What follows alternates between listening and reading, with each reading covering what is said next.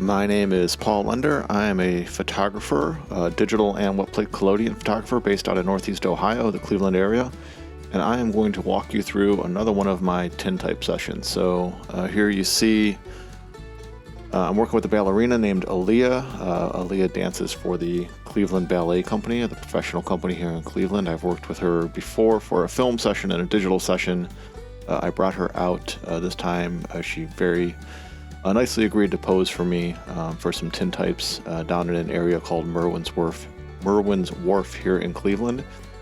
So here's our first setup, giving her a little bit of a bar to stand on, or that bridge support to use as a bar so that she can be a little stiller. Setting up this first plate here is a 5x7. Always looking for my lens cap.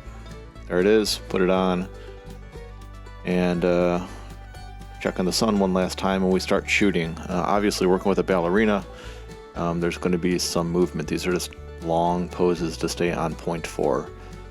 So sort of trying to be deliberate with any motion we get in, knowing that certain areas will move and certain areas will not. Definitely an exposure there was, 6 or 8 seconds, I think. There's going to be some movement on her skirt, which is going to be really, really attractive. And it's also going to be slightly transparent in the process, so you'll get to see still her legs. Looks really nice. On our way back now, so we're set up sort of across the parking lot from where we're shooting. There's my red Jeep that I use as my dark room. I have a custom built dark box, which you can go back several videos, see a sort of a tour of this dark box, but here it is today, looking much more well used. My fixer and developer in back there, my bottle of collodion. On this session I was using DGX Plus from Bostic & Sullivan that I had mixed probably about 3 months ago. Sort of using it up. I just made a new batch of that up. Camera keeps falling over. Pull this plate out of the 5x7 holder. This is a glass plate. This is black glass, I believe. My last black glass plate. Developer pour. Watching that image come up, it takes about 8 seconds. And gonna stop that development with some water and just rinse it really well. Here I'm watching basically for when I pull this plate out that the surface is smooth and even in appearance, doesn't look oily at all. Check it a couple times, still not happy with how it looks. A couple more sloshes around in there. Still not happy. Oh, I was happy. All right, so I open up the dark box. You can see the image on the plate there now that the sunlight is coming in. I'll get a little bit of fresh water and give it one more rinse, and then we'll pour some fixer on it. I use ammonium thiosulfate for my fixer. You can see the jar back there in the corner. I just mix up about 800 milliliters for every session or so I go, and I only use it for about 15 to 20 4x5 size plates, so probably similar 15 plates or so 5x7s, only 4 or 5 8x10s. Just there's so much chemistry on an 8x10 that needs washed off, so I don't really stress it out. The stuff's cheap, it's easy to mix up. A gallon of concentrate goes a long way. So here we go, fixing that plate. That image came up really, really nice. Really, really pleased with that one. The way she looks on point, everything about it. So we did 2 plates over there. That first sort of set up a 4x5, which was a test plate. You'll see here in a second. And this 5x7. I was really happy with both of them. I always joke that the test plate is the best plate. There you see the test plate on the other side where she has her legs sort of cocked. Going back in the dark box now, we're going to pour an 8x10 on clear glass, make a clear glass ambrotype. No idea what I'm doing over there. Maybe getting my silver nitrate.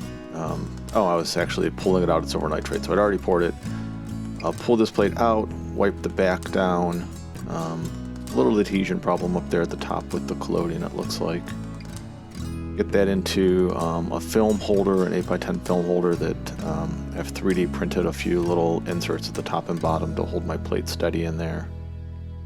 And Slide the cover on. That little spacer is just a piece of aluminum I cut down to like a 1-inch strip. Helps press the plate to the front of the holder. Definitely have to be careful on 8x10 aluminum plates that it doesn't bow them into the dark slide, but glass obviously is stiffer. That's really not an issue. Heading back over to the same spot we were at before. Try to keep some things simple. So looks like I'm limping over there. That's kind of funny. But I saw this sort of pallet holder crate thing when we moved in, and the way I would do things digitally, that would be a spot that I would just love to put somebody in, although I would hate the blue background, knowing what collodion's going to do to blue. I didn't mind too much about that blue background there because it was going to be really light, not super overpowering in the image, with it being sort of black and white or black and silver. So get under the hood. I'm going to focus on her. Spent a bit of time here getting focus right and trying to decide where I was. We had a lot of discussion earlier too about where her legs were going to be. I'm really not too comfortable with the position her skirt is in. It's just showing a little bit more of her off than needs to be shown off, if you know what I'm saying down there. So in a second here, I pop back out and we start to just clean up her skirt a little bit. I do not like to touch anybody once I have the gloves on, just because I'm going to get them covered in silver nitrate. So I don't want to stain any of her clothes, that's for sure. Nice enough to come out here and give me an hour or so of her time to make 3 plates. I'm not gonna ruin her wardrobe. So there we go. We covered her up a little bit more. I think it's a little bit nicer image. And it turns out that the fall off actually is so quick and underneath there that it gets pretty dark. But this is going to be a 12-second exposure once we get into it. It was going back and forth between really sort of partly cloudy to completely gray sky. She was a champ. She did not move. There was no motion because of her in any of these images, unless we intended it to be. There's a plate where I didn't show in this session where we actually do have her move her leg throughout the exposure to get some intentional blur. Once again, looking for my lens cap, always forget where I put it. Pulling the slide out on this plate, and we're going to start counting. I just count in my head or out loud. I'm a 1 Mississippi, 2 Mississippi type person, or a 1 1000, 2 1000 type person.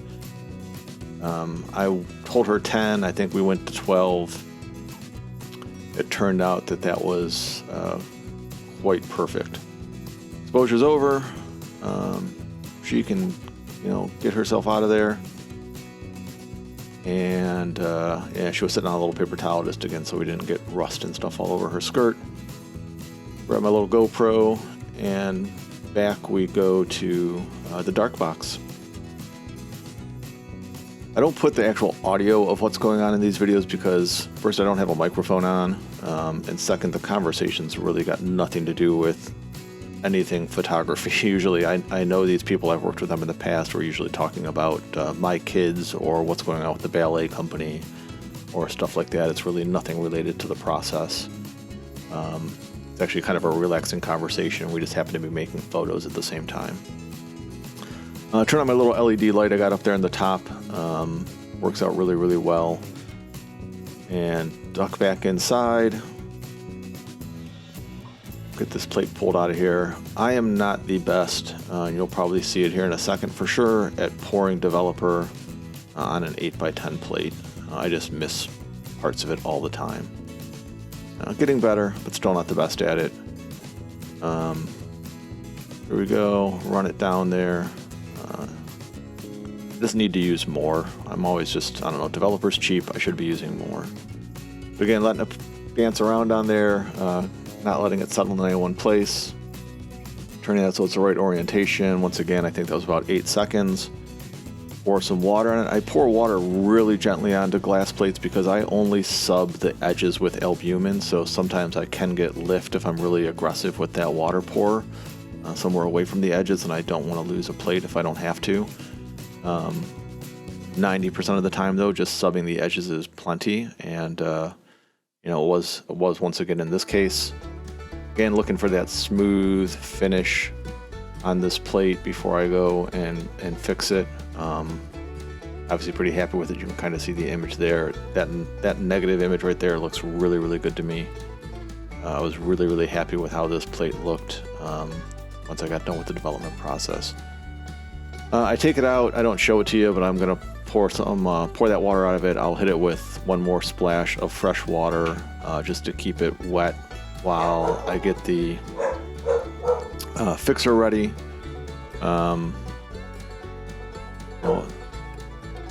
Not much to say about the inside of my dark box at this point. There it is. It's messy. It's been used for 3 years. Got a nice patina of silver on the bottom. So I'm out there right now pouring that out. There's my bottle of fixer. Let's go take a look.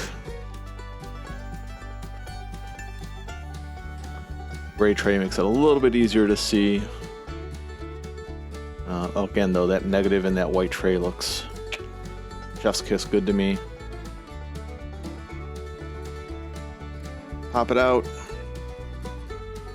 You can see the dry edge here where I sort of missed my developer pour.